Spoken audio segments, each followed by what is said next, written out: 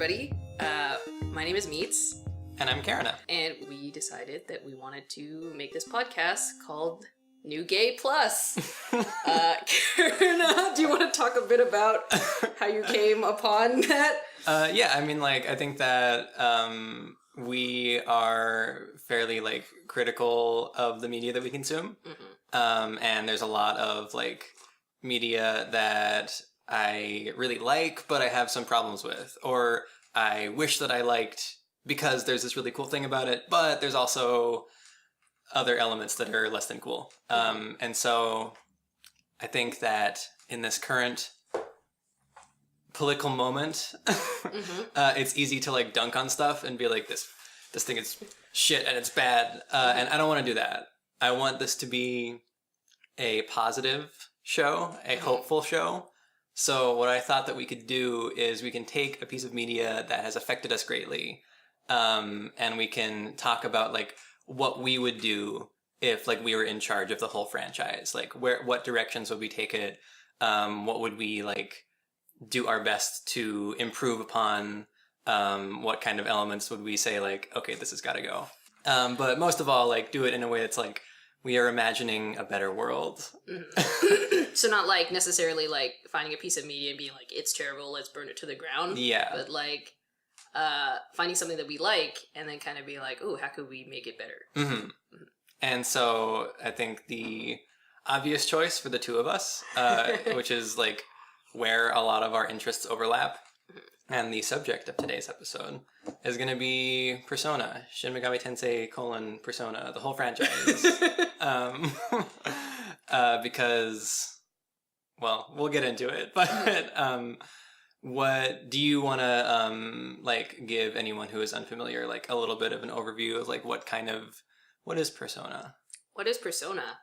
Sure, I can attempt it. We'll do it together. Okay. We'll popcorn read it. That's Persona is.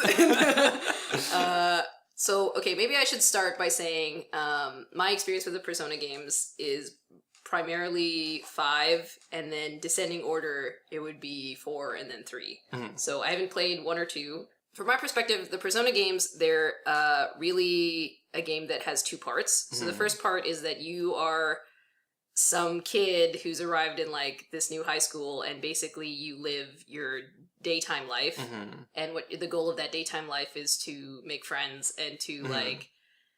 Have a job and live a fulfilling lifestyle. Yeah, it is a high school student simulator. Exactly. Exactly. And then the other half of that game is where you go into dungeons and you fight monsters. Mm-hmm. And the neat thing about the games is that they combine both sides of that, so that basically when you're in the dungeons, you take some of your friends will go with you. Mm-hmm. So it behooves you to be friends with people.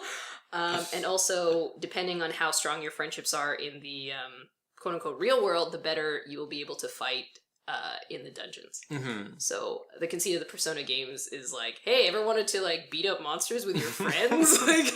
And we said yes, very much. And I also want to make friends, and that will be my extra power. So so yeah. And the whole deal with the word persona comes from the fact that the monsters in the dungeons you can sort of recruit as your alternate selves. The essentially magic in the game is controlled by your personas. So the games, all of the games are sort of they have themes of togetherness, bonding with people in the world.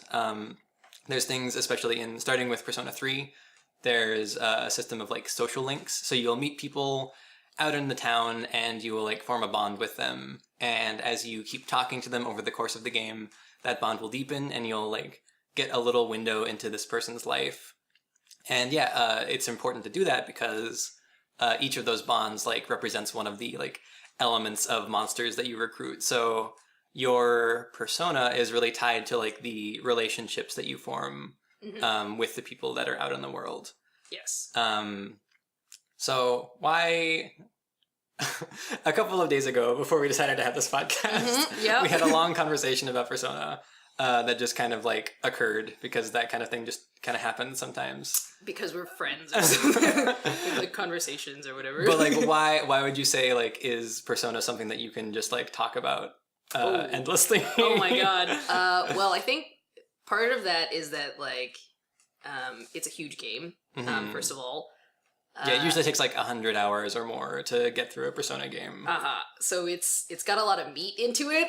And I think, well, okay, also that we both like it, because I think, like you were saying at the beginning, like, I don't think there's any meaning in us critiquing something that we hate, because it's just going to be like, I freaking hate that. And like, so talking about something that we enjoy is a lot more productive, I think, than talking about something that we dislike. And specifically what I think is interesting about the Persona games is that, like, that aspect of like, okay, not only that you have to like fight monsters, but the other side to that is like, I better get along with these people. Like, that's like another thing that I guess you don't, like, I don't normally think about when I'm playing like a video game. Like when I'm beating a monster, I'm not like, damn, I better remember that guy's like favorite color or some shit like that. Like, it's so the other aspect to the game is like, how good of a person are you at like making friends?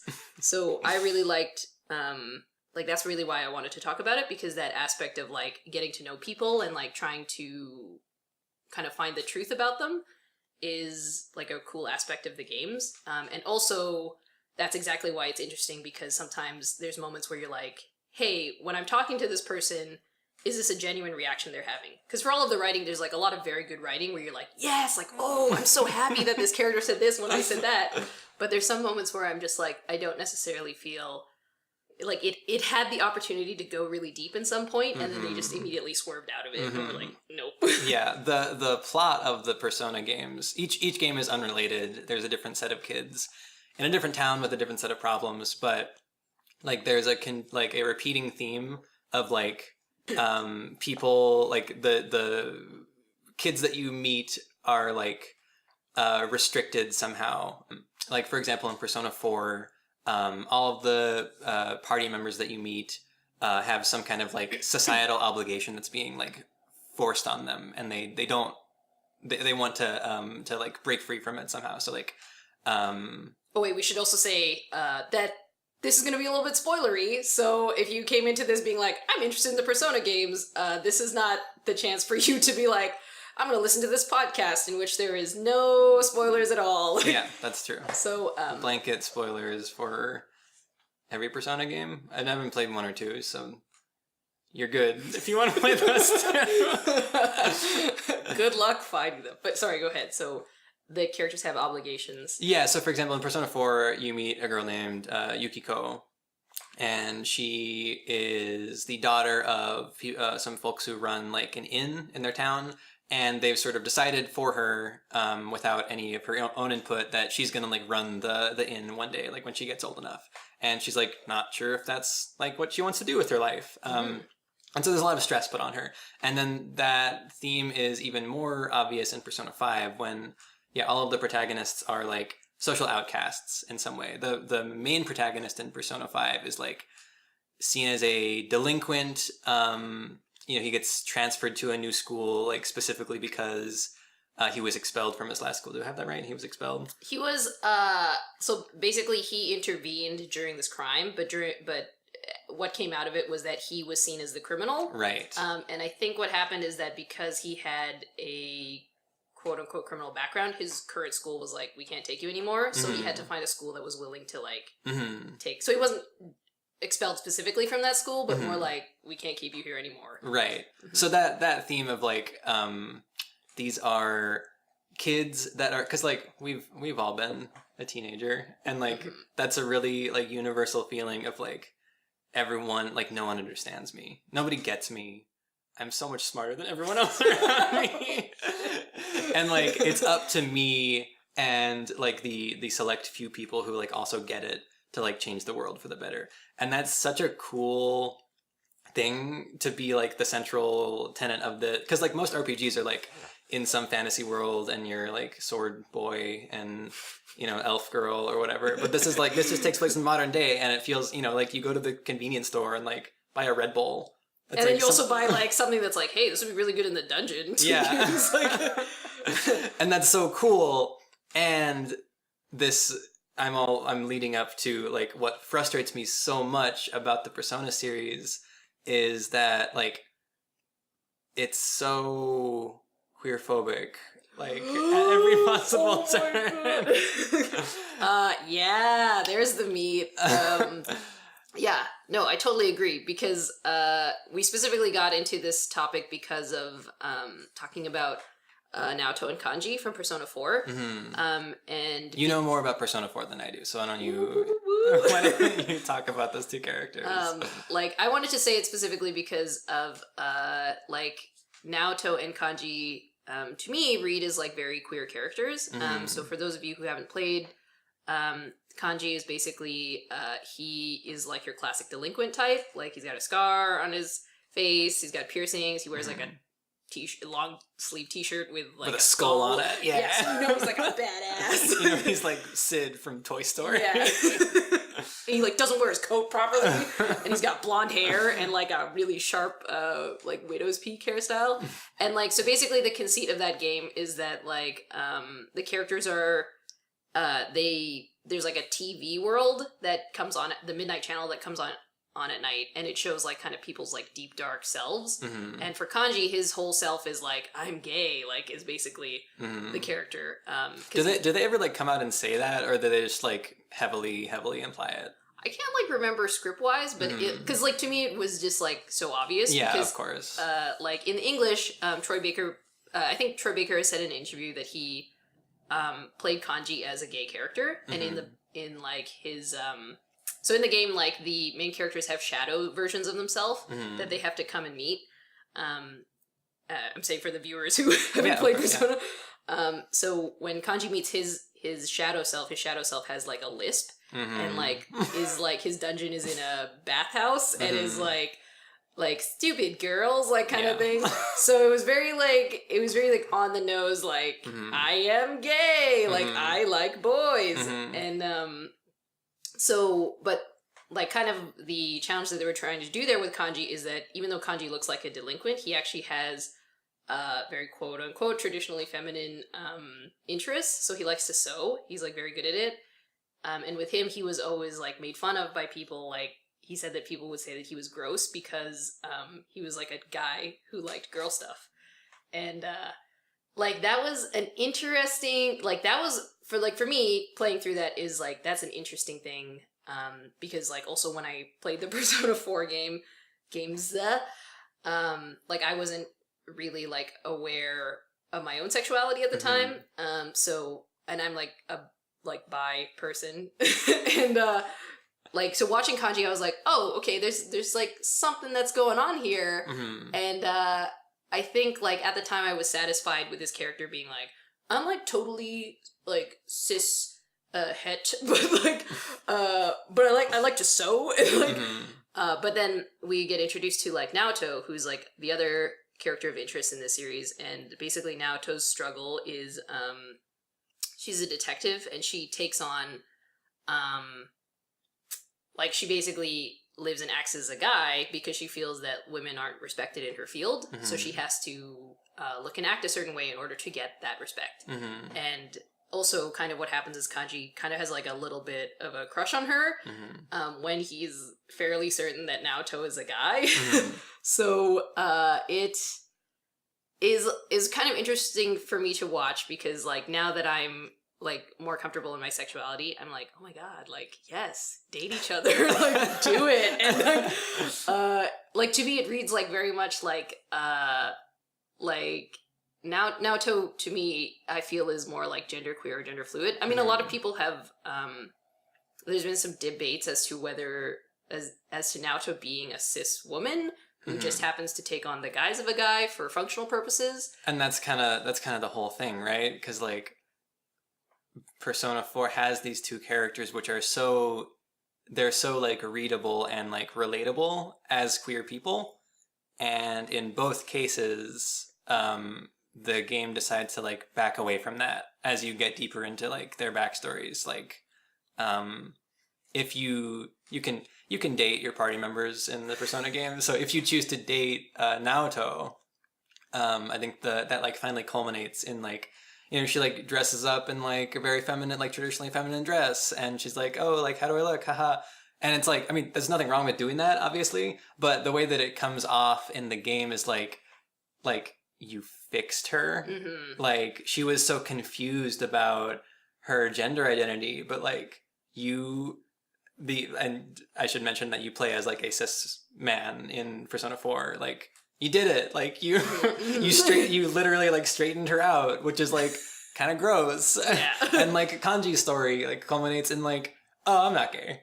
Yeah. I just like had a little bit of insecurity about my sexuality, but like, no big deal. Like, and the thing is, like, sure, like if Kanji is like a cishet dude who likes sewing, yeah, let's do that. Yeah. But I think because, like, to me, there was sort of this like silhouette of something bigger that they were just like, anyway, we're just gonna end it there, and they didn't like bother to continue his storyline, or like in my eyes, I felt like it could have been a lot fuller, or there could have been more exploration on Kanji's part. Yeah, that's like something that I feel is so common with these Persona games, is like there's so much room for. Can I talk about the ending of Persona 3? Yes, absolutely. So the end of Persona 3 I think is like really, really powerful for me, and like it's so, there's not any kind of like overtly queer like business going on in Persona 3, but the end, like, I just want to talk about the ending and like what it means, because like basically the final boss of Persona 3 is like a physical embodiment of like death, but not just death. It's like this entity called Nyx that's like going to cause the fall, which is like the end of all life everywhere forever. Like, it's all going to come apart, and like you will be like just wiped from reality. And so the way that you like finally like finish the boss off, and it's a really cool moment, especially because like I had 100 and something hours logged in Persona 3 by the time I reached the final boss. But you have this showdown with Nyx, and then it cuts away to this cutscene, and every social link that you've like finished, so in other words, every person you've met over the course of the game that has like a story that you've like followed to the conclusion and like met and like formed a bond with that character, every character has this little moment back in the real world where they're kind of like aware that something big is going on, and they like reminisce on their time spent with you, the protagonist, and like how your influence has like shaped them and like changed them, and they basically give you like an emotional spirit bomb. So you get like a little moment with everyone, and sometimes they're people that you haven't like dealt with in a couple of months. Like, I finished like BB's social link in like the first 2 or 3 months of the school year, because it goes through an entire school year. And so like seeing him again was like, oh, like there he is, like, oh, he's that's the guy who made the yukata for me or whatever. And so you get all these little vignettes of all these people like giving you your energy, and like the like what that means is like it was those relationships that allow you to like overcome this like embodiment of like erasure. And like, as a queer person who has like recently come out, like having like forming relationships with other queer people and like finding community has been such like an important and like life-changing thing for me. Like being able to have those relationships and like come together with like my like loved ones and my like chosen family is like it's so important. And so like the end of the game is such a beautiful like that is such a queer moment for me. Like it reflected an aspect of your life, and that like I think that's what we do when we play games or like go into media, is we're trying to find like, you know, the reality that we live, right?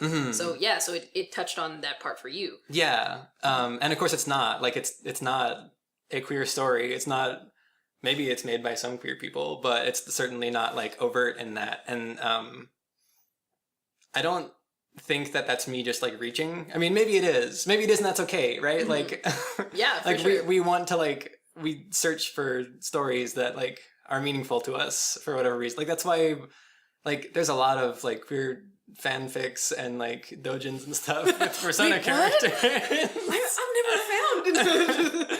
And I think it's because like those moments are so meaningful, especially to queer people.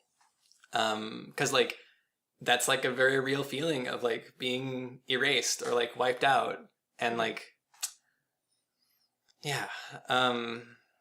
Yeah, no, I can dig it. So, yeah, so saying that, I think that relates to kind of our topic of, like, what would we improve about the games? And if you couldn't tell, it was something along the lines of, like, make it queerer, or, like, yeah, because, I mean, like, okay, if we're talking already about, you know, we see that sense of, you know, making your own family, having that sense of community, that's very clear why Persona would appeal to us, because we're here making really deep bonds with people, and that culminates into like our strength, or like kind of what helps us like get through things, and also that, you know, that kind of Atlas has been like, hey, look at these like kind of queer characters, or like maybe they didn't intend for those characters to be seen that way. But they kind of like dip their toe into something, and then they're like, and it's just a toe. Yeah, and then just like don't go any further than that. Persona 5 is, I think, the most egregious, because it's like, it is framed, like before the game came out, all of the promotional material was like ball and chain, and like chains, and like imprisonment. It was like break free.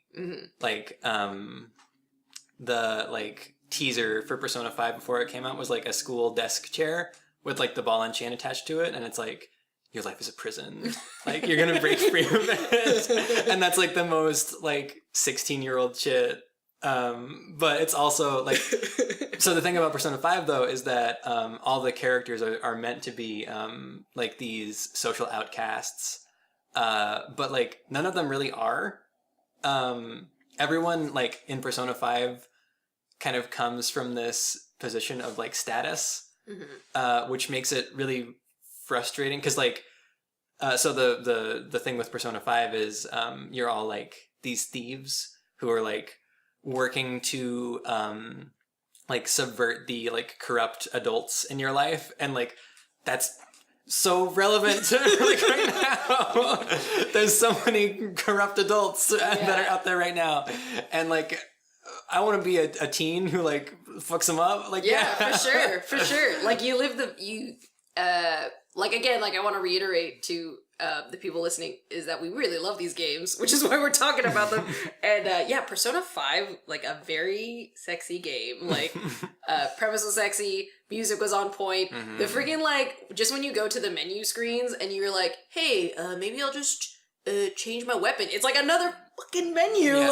Like, so they really, you can tell like with this game they really thought it out, right? So which again is in a way kind of frustrating to like how it comes back to how the characters are portrayed. Yeah, because like the in like the real world, like the people that are most often harmed by like old dudes in positions of power are like marginalized people, and you don't really get to play as any marginalized people. You get to play as like girls. Yes. But like usually like pretty rich girls. Pretty like, okay, like again, not hating on the cast, but like if we go over cast, right? We got Ryuji, who is like your like punk delinquent boy who like he was like a track star, and then his leg gets broken by like some corrupt adult, and then he's kind of like pissed, which I feel for. And then you get An, who is sexually harassed, which is like terrible, but then also An is like a quarter like white, and yet she looks like fully white, which is another, I think like another thing to bring up is that this girl who's like naturally beautiful, and beautiful based on like very European standards, which have kind of through I want to say globalization have also translated into Asian standards of like, oh, pale girl, blonde hair, blue eyes, like that's attractive in like every sphere. Then it's like you get like, actually, okay, Yusuke, I would say we'll come back to Yusuke. Then we get like Haru, who's like a rich girl, Makoto, who's like student council president, and also her dad was a cop, and her sister is like some kind of detective. Yeah, detective. Yeah. Yeah, so I should say that, like, they have been wronged, but, Mhm. like, again, are there, like, certain, like, systematic things that you wanted to, like, talk about in relation to the characters, or? Well, like, the way that they've been wronged, like, the way that it's framed is always, like, there are certain, like, bad individuals that have wronged them, and I feel like it's never framed in terms of, like, there are systemic forces at play that, like, keep marginalized people Oh, it marginalized. never brings up the, like, privilege, Mhm. like, everyone that they, like, all of the villains of the game are, like, rich people with status. But I feel like the game never has anything concrete to say about, like, rich people with status. It's just like, these specific 7 rich people happen to be bad. mhm. But, like, Haru's family, or, like, Haru herself, anyway, is, like, she's great. She's super nice and she's wonderful. And, I mean, Makoto got money, too. Oh, shit. Yeah. It's just, like, that concept of like, a bunch of kids who are going to, like, in a very grassroots way, like, upset the systems that are in place. That works so much better with, like, marginalized people than it does with, like, the cast of Persona 5. Yeah, okay, I see what, so, like, I see what you're saying, because, like, the characters have been wronged, Mhm. but, like, if we were talking about, like, literally upturning the system, we would have to, like, really be talking about, like, the people who are disadvantaged with the current systems. And, like, it is almost in a way a matter of luck that these characters had shitty things happen to them. Yeah, because in the same game that you have, like, we have to like, go after this corrupt politician because he's so bad. You have the gay panic scene, like, the repeated, those 2, like, predatory gay men that are really into Ryuji. That it's like a recurring, like, gag. Yes, yeah. They're, like, downtown, and those 2 gay men just keep, like, aggressively hitting on Ryuji. Isn't it funny how gay people are, like, constantly horny and Can't speak for us all, but it's really frustrating because it's like these people are bad and you should hate them, but, like, it's totally okay to, like, make fun of this other group who is, like, an actual like marginalized, like, hated group in reality. Yeah, that's exactly, because, like, okay, if we were going back to our premise of, like, what I would change about this game is probably, unfortunately, I would want to see what the game looks like from the perspective of people who are actually marginalized. And again, if, like, for me personally, I would come at that from, like, a queer perspective. So, like, what if we had, like, a character who was legit queer? Because I mean, like, if you think about it, I know like, a lot of people, like, have headcanon, like, Yusuke as being queer, but they never really delve into, like, what it might be like for him. And in fact, like, there's this one friend I have who thinks of Yusuke as, like, a queer ace dude. And it's like, yeah, I could read that, because he's like, kind of his interest in An is very, like, I just want to sketch your body because aesthetically, and, like, he, but continually the gag that they put in for Yusuke is like, look at this guy who obviously wants to see naked girls, right? Like, yeah. When they kind of, like, tease that out and they actually confront Yusuke and they're like, oh, like, do you? He's flustered, but I do get the sense about Yusuke that he's not interested. He's legitimately just interested in it as, like, not in a sexual way. So, like, I think it would be interesting if they had explored his character in, like, hey, he is, like, well, what if he is, like, a gay ace artist, like, because, like, what could we talk about there? Like, he could be, like, it's really difficult to be in, like, a world that's so highly, like, sexualized, and have, like, kind of the understanding that, like, I'm actually not interested, I don't have any sexual drive here. Or, even as, like, a gay character for him, like, for example, when we were talking about the beach scene, and he was like, I'm just really into these lobsters. Like, that was like, you just can't find some lobsters on the beach. Yeah.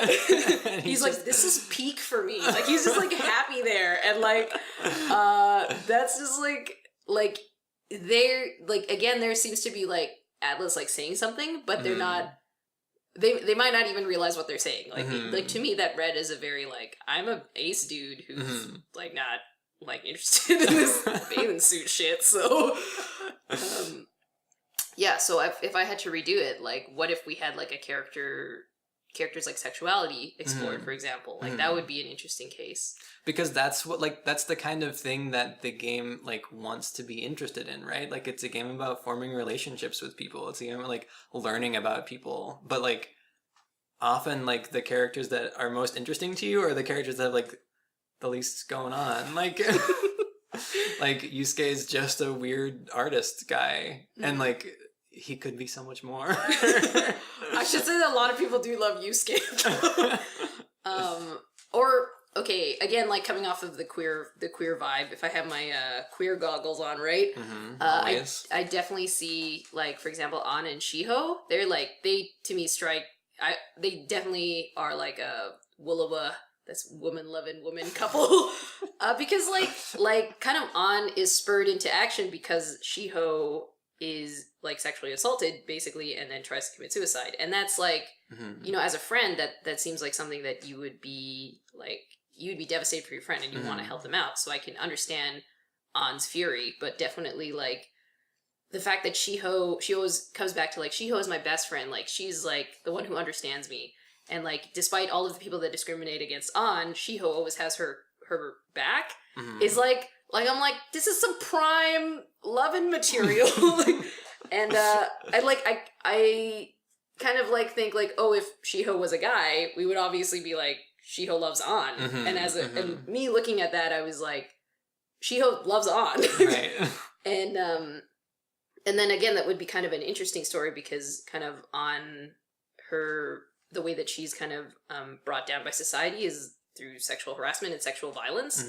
And that is like interesting to see like a girl character have to like confront that, but in a way also Atlas doesn't even go all the way with that. Yeah, it's like they know that sexual harassment is bad, but they don't know like how it would actually feel to experience that. Does that make any sense? Or how somebody who's experienced sexual violence would, like, for example, her cat suit is like sure, that could be on like, yeah, everyone gets like a special like costume that they wear whenever they're in like adventure mode. Yes. And An's is like, yeah, cat latex, like BDSM dungeon, like, and her weapon is a whip. So yeah, like, and like there's a version of that where she's like, this is me, like this is me owning my sexuality, and I love this and I'm into it, but it never feels that way, does it? Because like in like later, for example, I think in like I forget, is Dancing Star Night or the dancing game, there's like you can get skins for An that are like okay, she literally survived like sexual violence. Like I don't know why we're also giving her these really revealing outfits, because I mean, like, sure, if An, like, I just feel like the way that An is portrayed is not in a way that where she like gets to own her sexuality. Yeah, exactly. So even though she has that moment where she's like, this is my sexuality, we like never talk about it again afterward. Or she doesn't like really talk to the main character about like, hey, like, I know what it's like to be an object and I really hate that. Yeah. So, and whereas I think like that would have been a great, like, that would be a great social link to just be like, oh, like, holy shit, I would fucking kill for the main character to be like, hey, An, like, that seemed terrible, that what happened with Kamoshida, like, tell me about that, or like how do you feel? Like, you really like trying to look out for his friend and check in with her. Like, that would have been some prime stuff. Yeah, that actually leads into something that I want to, like, a suggestion that I want to make for our better version of Persona. The way that like the social links work in Persona has always been pretty like, I don't know if this is too harsh of a word, but like predatory almost. Like you pursue social links primarily so that your like monsters can level up better, like can be stronger. Oh wait, should we explain what a social link? Have we explained what a social link is yet? We have touched on it. There's people in the world that you can talk to, and yeah, we've talked about it. Okay, cool. Sorry, go ahead. But you like, so all of that consumes like time. You're always like on a limited time. There's always like other things that you could be spending your time on. in Persona. Like you only have a certain number of like slots in the day that you can do stuff. So once you've maxed out a social link, you have 10 ranks, and usually you'll talk to that person a couple of times and then you'll rank up. Once you reach the end of a character's path, there's actually like nothing for you to do with that character anymore. You've like wrung all of the like benefit that you're going to get from this relationship with this person. And so like the optimal choice at that point, if you're playing the video game, is to like leave them alone forever and never talk to them again. So there's lots of like characters that I genuinely love. There's like an old couple that run a bookstore in Persona 3, and they're just like really sweet, and you like plant a tree for them. And it was like one of the first social links that I maxed out. But like once you get to rank 10, like guess what? Like, see you later, old couple. I will literally never go into your bookstore again, because it's gonna take up time that I could be using to like level up in other areas. So like the way that relationships are framed in the Persona series is always like, what can you do for me? And then once I've gotten that, like, fuck off. Like, and so like I would love, because that's like so not what a healthy relationship is. And so like what I would want from like Persona is to like make those relationships feel more meaningful, because that's so like what they want the game to be about. It's like about meeting people and like getting close to people, and like that is like antithetical to like the way that you usually play Persona games, which is like ignoring. Yeah, it's like I remember because I played the game with my partner, and we were basically like I would just be like, can we just hang out with Ryuji? And then like my partner would be like, okay, no, we have to hang out with this person, because otherwise we're not gonna level this out in time for the dungeon. Or like we have to be fast friends with this motherfucker before like we start, because they're gonna have this skill that we like. But like the best parts of hanging out with your friends are when like nothing's going on. Do you know what I mean? Like, you mean like in real life? In real life, yeah. Like some of my most cherished memories of spending time with my friends is just like, we're not doing anything. We're just like goofing off. And like, that's beautiful. That's quality time. And so like, you never spend quality time with your friends. You're either like solving a crisis because you need to, fight monsters and be in the dungeon, or you're like, okay, give me a rank, buddy. Like, I know, you're like, oh, okay, you shared something about yourself, so does this mean we're closer cool. friends? Yeah. Or like... Yeah. Do we rank up or not? Yeah, like I was like yelling at my TV screen, like if I would like spend time with someone and I wouldn't get the rank up, I'd be like, oh, fuck off. Like, and that's what was even the point? What was the point of spending time with my dear friend who I love? Like, that sucks. I have heard that the director of the Persona 3, 4, and 5 games, they are the same person, right? Has said that, like, the reason that he works up to rank 10 and then is like, you don't need to see this person anymore. The idea was that, like, when you're close enough friends with somebody, you just, like, don't feel like you have to reaffirm that friendship, like, every time you see them. Right. But again, like, I think the issue with that is that, like, if he hadn't said that, I wouldn't necessarily have felt that way playing the game. Yeah. I would have been like, I'm best friends with you now, Ryuji. Like, there's even a point where he's just like, free. Maybe that's what I'm like when I'm with you. And I'm like, date me, Ryuji! Date me! And like, he, and then it's just like, you can hang out with him again, but it's just like, you can just have ramen. But like Kerina was saying, it's like, okay, I could have ramen with you, Ryuji, or I gotta polish off that other friendship before the game ends. Yeah. So, like, I mean, it's interesting again that like the game kind of has that premise, but like I don't necessarily know like how you would satisfy that. Yeah, I don't know, because like you can't. No one could possibly write enough lines of dialogue to cover like an actual human relationship. Like that's an impossible task, but. We don't have to solve these problems. We just have to talk about. Say, fix it for me. That's another point that I want to bring up, just in terms of the social links. Is that again, the game is like, if you're playing as a guy, you can only date girls. Whereas like I think there are many opportunities that like Ryuji being one of them, that like it's like, hey, you and that guy like should get together, like because like it's kind of restrictive in that way because, like, I think with a lot of, like, the girl character, if you're playing as a guy and you're, like, hanging out with a girl character, it always ends with, like, do you want to date me at the end? Yeah, and it, like, pushes you in that direction, too. In Persona 3, anytime you do a social link with Yukari, who is sort of, like, the canon... Like, the game really wants you to date Yukari to the point where, like, every one of the social links feels, like, super romantic. Even though, like, I had already made up my mind, like, who I was going to date in Persona 3, and it was not Yukari. And, like, I would love to be friends with Yukari, but, like, every single social link is, like, these, like, rom-com exploits where they're, like, pushing us together, and it's like, stop, like, let me be, like, friends with this person. Like, don't push me in that direction. Yeah, and then, like, there's social, like relationships that you want to pursue. Like freaking Ryuji.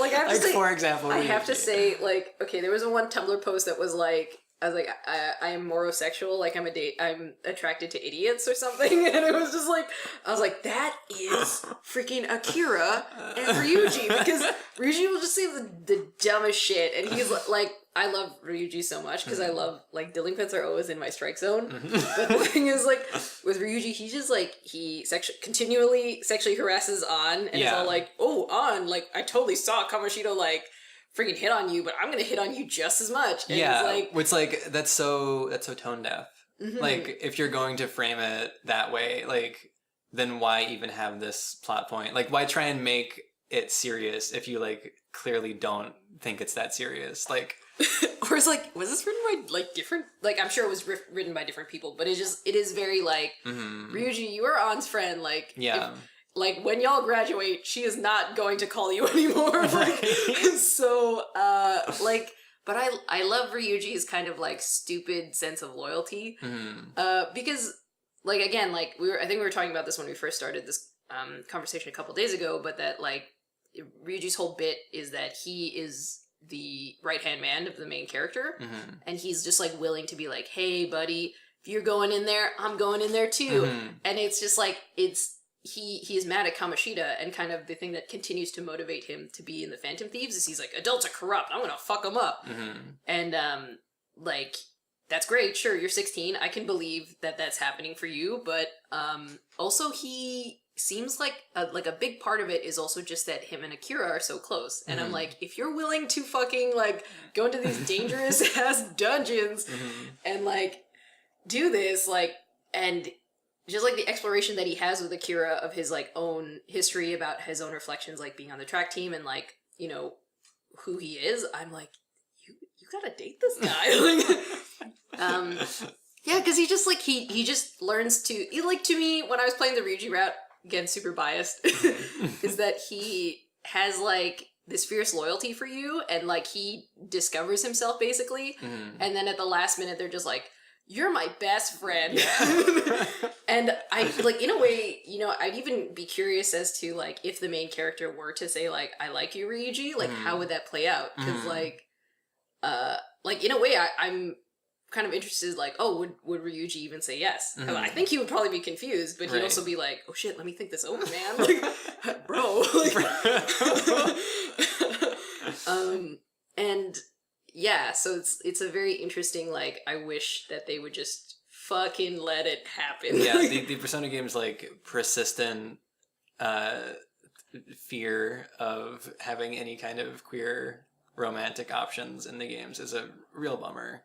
They even, like, I feel like they understood that people wanted to date the boys in Persona 3 anyway, but their solution was to create another version of the game where you play as a girl character just so that you can date the boys in you too. It's like, that's a lot of work. Yeah. And it's just like, okay, and I think the director again has, like, had an interview where they were just like, oh, like, are you gonna make another Persona game where the protagonist is a girl? And like, I remember for Persona 5 he was saying, like, yeah, you know, we always get asked this, but, like, you know, there's a reason that the main character is a guy. And like, when he was talking about with Persona 5 saying, like, you know, this character is being framed as a delinquent, like, that wouldn't necessarily work so much if the character was a girl. And I was like, interesting thought, because like like if we think of with like Persona 3, they did make Hamako or Minako. And with Persona 5, if you can imagine like, oh, well, what would the story be like if the main character was a girl? Because if we think about it, like, well, let's talk about like gender power dynamics. Yeah, of course. Like, I think that's like a perfect encapsulation of like how we both feel about Persona. It's like, that's a really interesting concept that you just barely touched. And I think like if we can sum up like what we would want from Persona, it's to like those things that just get brushed lightly, like dig into those things, like all of those things, gender dynamics, sexuality, like that's such an important part of being a teenager. And like, are you shitting me that like statistically none of these characters are queer? Yeah, like, I don't buy it. or when there is like or by characters I mean like the main party people, because like isn't there like a queer character in Persona 5 who like runs a bar? I think her name's like Lala. I don't know. But I was just like, yeah, like every time there's like a queer character, at least that I can think of in Persona 5, they're such a like satire. They're like, hey, we're so gay, and it's just like, I love being predatory on high school boys. Like it's not, like it's like, come on, we like us being queer people. We're like, that's not. Show me the queer people that stay home and play video games. Like, show me those people. Finally, it can be represented. Yeah. So yeah, exactly. Like you like find those corners that they're kind of like just creeping into, but they're not really getting an option to push into. Yeah, and I think that also kind of like makes me curious as to like, you know, what would be the harm in just having a character that was like having the main character just be like a girl? Like, would you have to rewrite all of the routes? Like, right. Or could you just have a character that really is just like, I'm a delinquent and like people don't see any good in me, like, and you know, because we have this whole like fantasy of like putting women on pedestals, so it's like, come on. Yeah. Well, should we wrap up? I feel like we really took that horse and beat it to death. Yeah, we've done some good work here. I think so. Yeah. Yeah, okay, well, thank you everybody listening. So that is New Gay Plus hot take on the Persona 5, 4, 3 games. Sorry, 2 and 1. I have been told that Persona 2 is like very queer, actually. I hear there's like some canonically bi character in that, and I'm here for it. So. And I think the boss of the game is Hitler, so that's kind of cool. Is that cool? You know what? That's for another episode, maybe. Exactly. So, I mean, I think I'm contractually obligated to say, like, please let us know what you think. If you agree, if any of this at all was something that you were like, hey, I kind of thought that too. We'd love to hear it. Or, you know, if you have other things that you'd want us to, like, talk about, that would be definitely up the alley. So, yeah, thank you so much. So my name is Mitz. You can find me for my artwork that I have at Mitsuko, Mitzoco, on Twitter and Tumblr. And you can find me, Kerina, at INK_EAR. Someone took just INKEAR, and I'll never forgive them. Rude. Okay, so with that, signing off. Later, y'all. Keep it queer.